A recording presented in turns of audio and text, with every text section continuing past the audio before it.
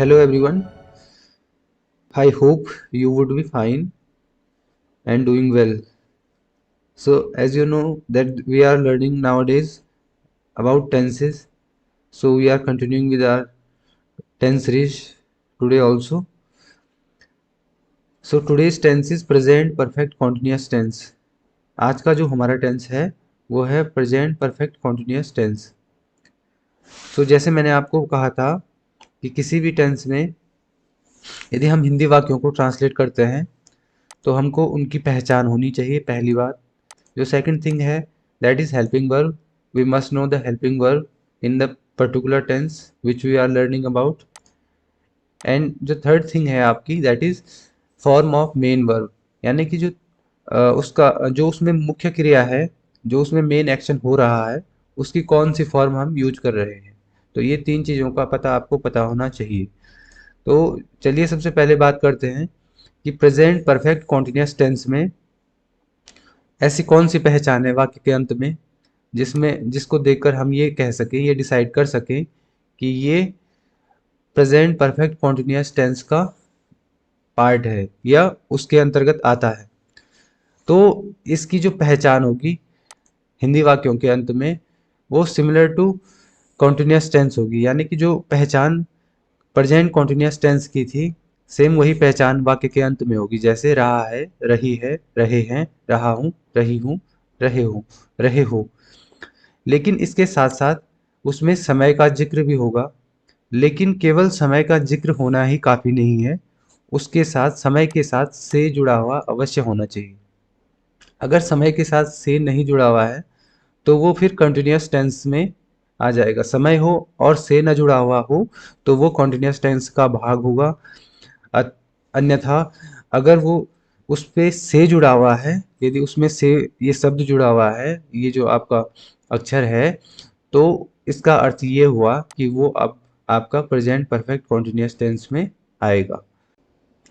इसके अलावा पहचान करते समय आपको इस बात का भी ध्यान रखना पड़ेगा कि जो समय होता है, समय की इकाई केवल आवर्स, मिनट और सेकंड्स ही नहीं होते हैं।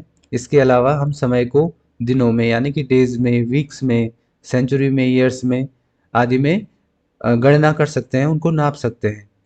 तो अगर हम संडे, मंडे, वीक्स या किसी भी particular week, first week, second week, last week या किसी भी पॉइंट ऑफ ईयर की बात करते हैं तो वो सारे के सारे समय में काउंट होंगे। समय का मतलब यहाँ पे ये नहीं है कि केवल यहाँ पर 12:03 या 10:02 इस तरह का समय आएगा। इस बात का ध्यान रखें।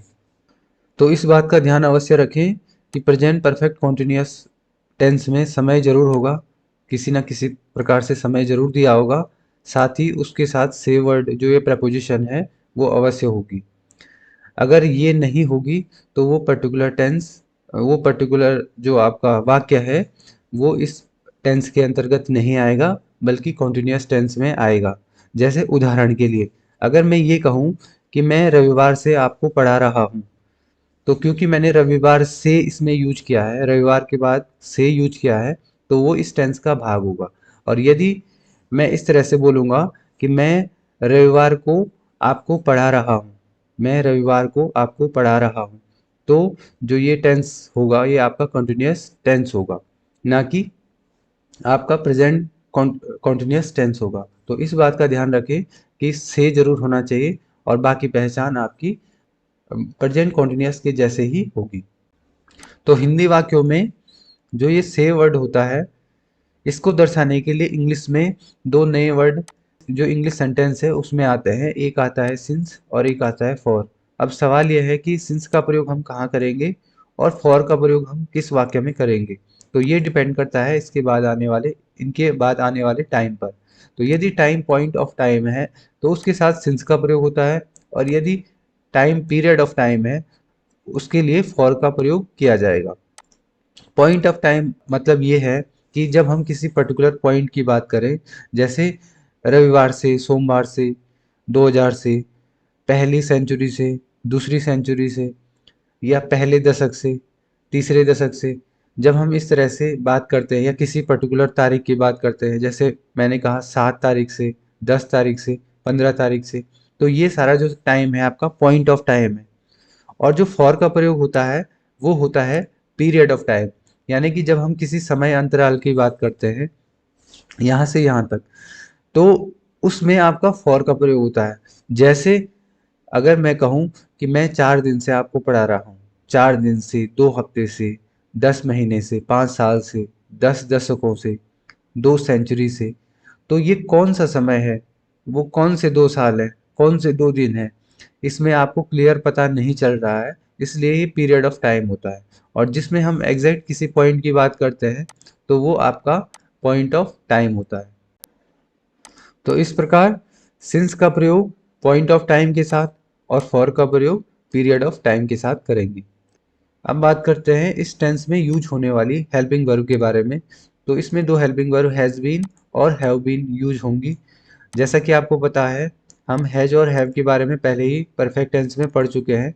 तो हैज का प्रयोग हम या हैज बीन का प्रयोग हम थर्ड पर्सन की सिंगुलर के साथ करते हैं, जबकि हैव बीन का या हैव का प्रयोग हम बाकी सब जितने सब्जेक्ट बचते हैं उनके साथ हैव या हैव बीन का प्रयोग करते हैं।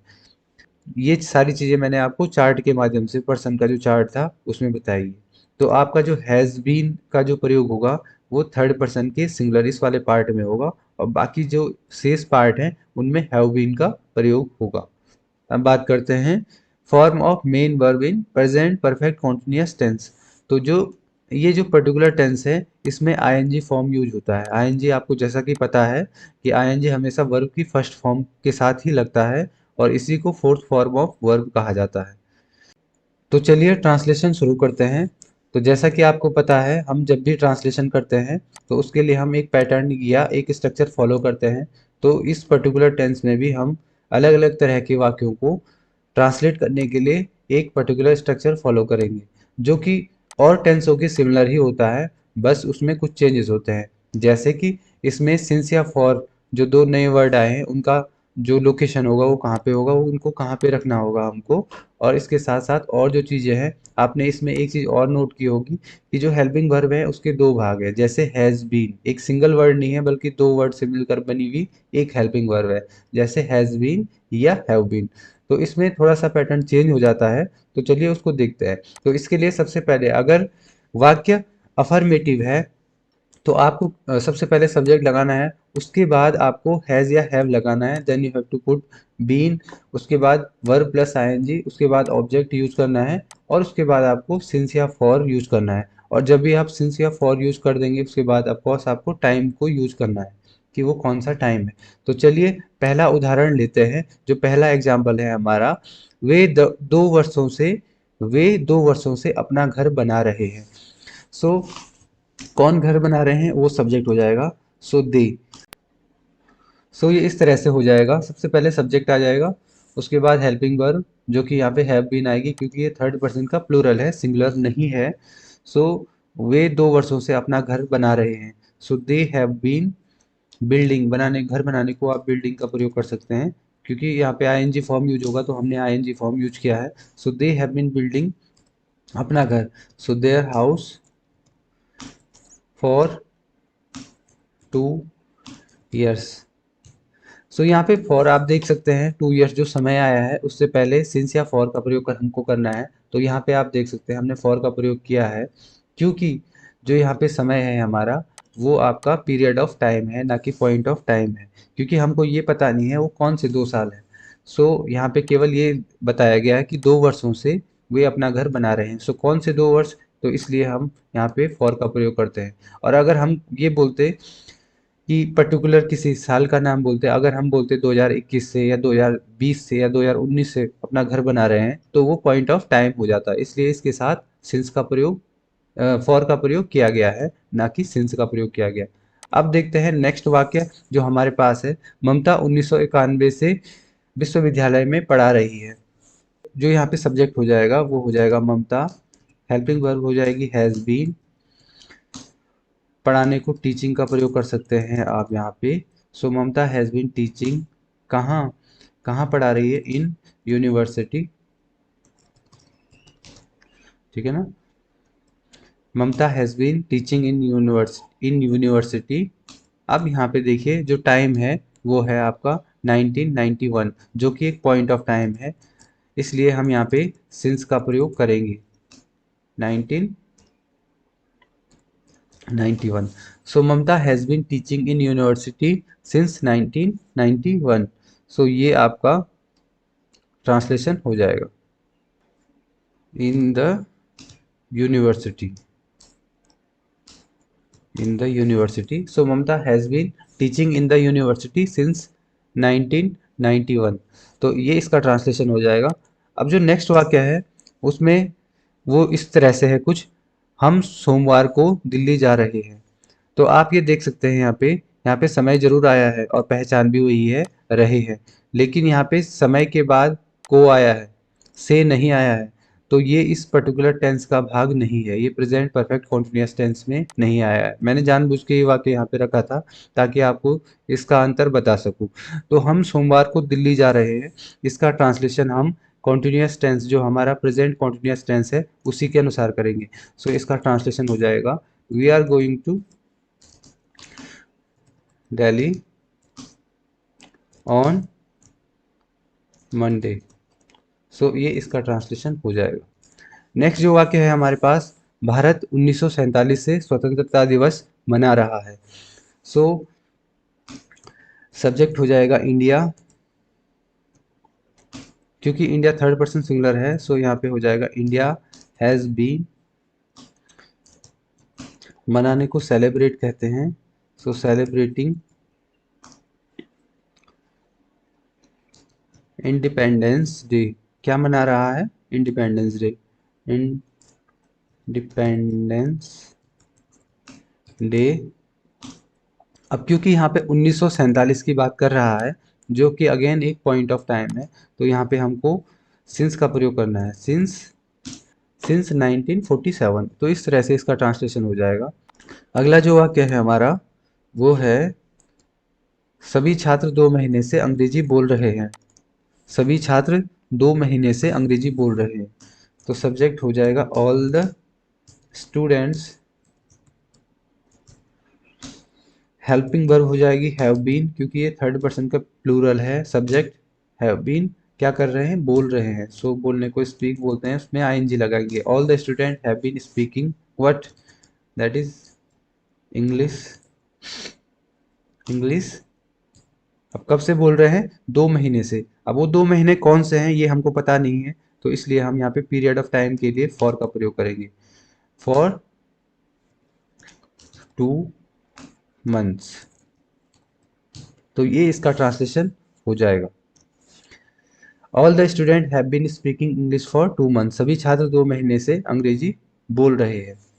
तो इस तरह से आपने देखा कि यदि हमारे पास कुछ अफर्मेटिव सेंटेंस होते हैं तो पहले उनको पहचानना और फिर उसमें ये डिसाइड करना कि सिंस का या फॉर का प्रयोग होगा, वो किस चीज़ पे डिपेंड करेगा, आपके टाइम पे डिपेंड करेगा। ये चीज़ आपको देखनी है और आपको स्ट्रक्चर हमेशा फॉलो करना है, जो कि सब्जेक्ट है। अफर्मेटिव सेंटेंस के लिए सब्जेक्ट, हेल्पिंग वर्ब जो हैज़ या हैव आएगा, उसके बाद been, then verb plus ING, then object जो मेन ऑब्जेक्ट होगा उसका, और उसके बाद सिंस या फॉर, और उसके बाद जो टाइम है वो आपको इंक्लूड करना है। तो ये थे आपके असर्टिव सेंटेंस। अब देखते हैं नेगेटिव जो स्ट्रक्चर होते हैं हमारे पास। अगर हमारे पास नेगेटिव सेंटेंस हैं तो हम उनको किस तरह से ट्रांसलेट कर सकते हैं।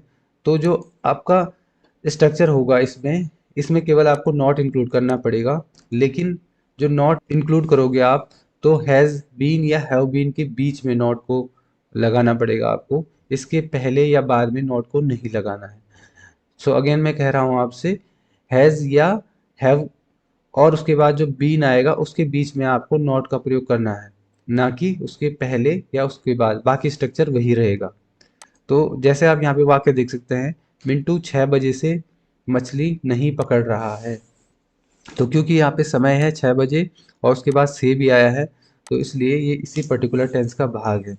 तो हम यहाँ पे सब्जेक्ट लिखते हैं, that is Mintu, Mintu has been, has not, has के बाद नॉट का प्रयोग करेंगे, then you have to write been, Mintu has not been what. So आप इसके लिए जो यहाँ पे वर्ब है उसके लिए कैचिंग फिश भी बोल सकते हैं या फिशिंग भी बोल सकते हैं, जो कि अपने आप में एक क्रिया होती है। So Mintu has not been fishing कब से नहीं मछली पकड़ रहा है? 6 बजे से। सो यहाँ पे जो टाइम है 6 बजे, जो कि एक पॉइंट ऑफ टाइम है, तो इसलिए हम यहाँ पे सिंस का प्रयोग करेंगे। सो सिंस 6 o'clock, ये इसका ट्रांसलेशन हो जाएगा। So Mintu has not been fishing since 6 o'clock, ये इसका ट्रांसलेशन हो जाएगा। जो अगला वाक्य है हमारे पास, गाड़ियाँ 4 बजे से नहीं चल रही हैं। सो क्या नहीं चल रही हैं? गाड़ियाँ। सो गाड़ियों के लिए व्हीकल का प्रयोग करेंगे, व्हीकल्स, क्योंकि बहुत सारे हैं। सो थर्ड पर्सन का प्लूरल, इसलिए इसमें आपका हैव बीन आ जाएगा, हैव नॉट बीन आएगा। हमको हैव के बाद नॉट लगाना पड़ेगा, then we have to write been. चल रही हैं, इसके लिए रनिंग का प्रयोग करेंगे। Vehicle have not been running, कब से नहीं चल रही हैं? 4 बजे से। अगेन जो क्या है, एक पॉइंट ऑफ टाइम है, सिंस 4 o'clock, 4 o'clock। सो ये इसका ट्रांसलेशन हो जाएगा। अगला वाक्य है, पानी परसों से नहीं आ रहा है। तो इसलिए इसके लिए आपको water has not been coming, परसों से नहीं आ रहा, जो कि एक पॉइंट ऑफ टाइम है, सिंस डे बिफोर यस्टरडे। जैसा कि मैंने आपको बताया था कि बीते हुए परसों को डे बिफोर यस्टरडे बोलते हैं, और आने वाले परसों को डे आफ्टर टुमारो बोलते हैं। तो इस तरह से इसका जो ट्रांसलेशन हो जाएगा, water has not been coming since day before yesterday. तो इस तरह से आप जो नेगेटिव स्ट्रक्चर हैं उनका आप ट्रांसलेशन कर सकते हैं। अब देखते हैं हाँ ना वाले सवाल, जिनका रिस्पॉन्ड हम यस या नो में कर सकते हैं। उसके लिए हमको किसी भी डिस्क्रिप्शन की ज़रूरत नहीं पड़ेगी। तो इसमें आपको जो स्ट्रक्चर है, सबसे पहले हैज़ या हैव का प्रयोग करना है, उसके बाद सब्जेक्ट का यूज करना है, then you have to use been. ध्यान रखेंगे आप कि जो बीन है और हैज़ या हैव है, उसके बीच में ही सब्जेक्ट आएगा। इसके पहले या बाद में आपको सब्जेक्ट नहीं रखना है, वरना उसका मीनिंग बदल जाएगा। उसके बाद आपका वर्ब की फर्स्ट फॉर्म आएगी, उसके बाद ऑब्जेक्ट, और उसके बाद आपको सिंस फॉर, और उसके बाद आपको समय बताना पड़ेगा। तो चलिए शुरू करते हैं। तो जो पहला सवाल है हमारा, क्या यूक्रेनी पिछले साल से युद्ध झेल रहे हैं? तो इसका ट्रांसलेशन हो जाएगा हैव, क्योंकि बहुत सारे हैं, have the Ukrainian have the Ukrainians been. फिर जो वर्ब की फॉर्म आएगी, वर्ब की आईएनजी फॉर्म आएगी, सफरिंग फ्रॉम वॉर। लास्ट साल से है, पिछले साल से है, जो कि एक पॉइंट ऑफ टाइम है। सो यहाँ पे सिंस आएगा, सिंस लास्ट ईयर। तो ये इसका ट्रांसलेशन हो जाएगा। अगला जो वाक्य है, क्या ग्रामीण 50 वर्षों से धान की खेती कर रहे हैं? तो इसका ट्रांसलेशन हो जाएगा, क्योंकि ग्रामीण बहुत सारे हैं, द विलेजर्स बीन, खेती करने को कल्टीवेट भी करते हैं, कल्टीवेटिंग, धान को पैडी कहा जाता है। Have the villagers been cultivating paddy 50 वर्षों से। सो वो कौन से 50 वर्ष है हमको पता नहीं है, तो हम फॉर का प्रयोग करेंगे। Have the villagers been cultivating paddy for 50 years, ये इसका ट्रांसलेशन हो जाएगा। सो पहले वाक्य में हमने क्वेश्चन मार्क नहीं रखा है, इसका आप ध्यान रखेंगे, क्योंकि क्वेश्चन मार्क, किसी क्वेश्चन में क्वेश्चन मार्क होना बहुत ज़रूरी है, पंक्चुएशन होना बहुत ज़रूरी है। अगला जो सवाल है हमारा, वो है, क्या भारतीय टीम 10 सालों से लगातार जीत रही है? Team India, third person singular है, so has the team India, has the team India India been winning continuously for 10 years, again ये सवाल है, सो क्वेश्चन मार्क आ जाएगा। Has the team India been winning continuously for 10 years, so ये इसका translation हो जाएगा। अब देखते हैं हाँ ना वाले नेगेटिव क्वेश्चन। तो हाँ ना वाले नेगेटिव क्वेश्चन के लिए आपको सबसे पहले हेल्पिंग वर्ब लिखनी है, हैज़ या हैव लिखना है, उसके बाद सब्जेक्ट लिखना है, उसके बाद नॉट इंक्लूड करना है। ध्यान रखिए सब्जेक्ट और नॉट हमेशा हैज़ बीन के बीच में या हैव बीन के बीच में ही आएंगे, इनको इससे बाहर नहीं ले जाना है। उसके बाद वर्ब की फर्स्ट फॉर्म के साथ आईएनजी यूज़ करना पड़ेगा, उसके बाद ऑब्जेक्ट, और उसके बाद फिर आगे आगे आपको सिंस या फॉर का यूज करना है। तो सवाल कुछ इस तरह से है, क्या अलकनंदा सदियों से नहीं बह रही है? तो इसका जो ट्रांसलेशन हो जाएगा, has the Alaknanda not, not पहले लगाना पड़ेगा, उसके बाद been, has the Alaknanda not been flowing, सदियों से नहीं बह रही है। तो कौन सी सदियां हमको ये पता नहीं है, तो इसलिए हम फॉर का प्रयोग करेंगे, for centuries. So has the Alaknanda not been flowing for centuries, तो ये इसका ट्रांसलेशन हो जाएगा, has the Alaknanda not been flowing for centuries. जो नेक्स्ट वाक्य है, क्या मैं तुम्हें पिछले साल से नहीं पढ़ा रहा हूँ? So have I not been teaching you since last year, ये इसका ट्रांसलेशन हो जाएगा। तो इस तरह से हमने देखा जो हाँ ना वाले क्वेश्चन होंगे, जो हाँ ना वाले सवाल होंगे, उनको हम किस तरह से इस पर्टिकुलर टेंस में ट्रांसलेट कर सकते हैं। अब चलते हैं ऐसे सवालों की तरफ जिनका जवाब हाँ या ना में नहीं होता है, उसमें हमको डिस्क्रिप्शन देना पड़ता है। तो उस तरह के सवाल में आपको, और जो पिछले तरह के सवाल है उसमें केवल इतना ही अंतर होता है कि आपको स्ट्रक्चर में जो है केवल क्वेश्चन वर्ड को पुट करना होता है, और बाकी जो फॉर्मूला होता है, बाकी जो स्ट्रक्चर होता है, सेम वही रहता है। तो तुम 3 बजे से क्या कर रहे हो, इसका जो ट्रांसलेशन होगा, सबसे पहले क्योंकि क्या इसमें क्वेश्चन वर्ड जो देख सकते हैं आप, उसमें क्या आया है, तो व्हाट का प्रयोग करेंगे, व्हाट। उसके बाद इसमें यू के जो सब्जेक्ट है वो यू है, इसलिए व्हाट हैव, यू के साथ हैव का प्रयोग करेंगे, व्हाट हैव यू बीन, क्या कर रहे हो, करने को डू कहते हैं तो उसमें आईएनजी लग जाएगी, what have you been doing का 3 बजे है, वो है point of time, doing since 3 o'clock, तो ये इसका ट्रांसलेशन हो जाएगा, what have you been doing since 3 o'clock। जो अगला वाक्य है हमारे पास, तुम पिछले 3 महीनों से आईटीआई में क्या सीख रहे हो? सो अगेन क्या के लिए आएगा, व्हाट हैव यू बीन, सीखने को लर्न बोलते हैं, so what have you been learning in ITI. जो 3 महीने हैं आपका वो पीरियड ऑफ टाइम है, तो इसलिए हम फॉर का प्रयोग करेंगे, what have you been learning in ITI for 3 months, ये इसका ट्रांसलेशन हो जाएगा। अब बात करते हैं नेगेटिव सवालों की, जो कि डिस्क्रिप्शन टाइप होते हैं, तो उसमें आपको केवल नॉट इंक्लूड करना है, और वो भी आपको सब्जेक्ट के बाद इंक्लूड करना है। तो देखिए हमारे पास एक उदाहरण है, तुम 3 बजे से क्या नहीं कर रहे हो।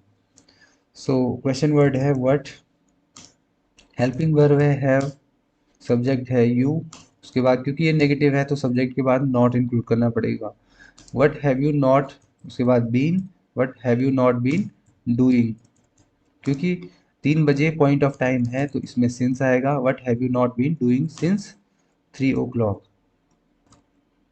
ये इसका ट्रांसलेशन हो जाएगा। क्योंकि ये सवाल है तो इसमें आपको क्वेश्चन मार्क रखना पड़ेगा। अगले सवाल है, वह सुबह से खाना क्यों नहीं खा रहा है, और नेक्स्ट है, वे लोग 2 साल से कहाँ नहीं जा रहे हैं। तो इनका ट्रांसलेशन करके आप कमेंट सेक्शन में बताइए कि इनका सही ट्रांसलेशन क्या होगा। So with this, I would like to conclude here. Hope you got the points whatever I have taught you about this particular tense, and see you in the next video. Thank you.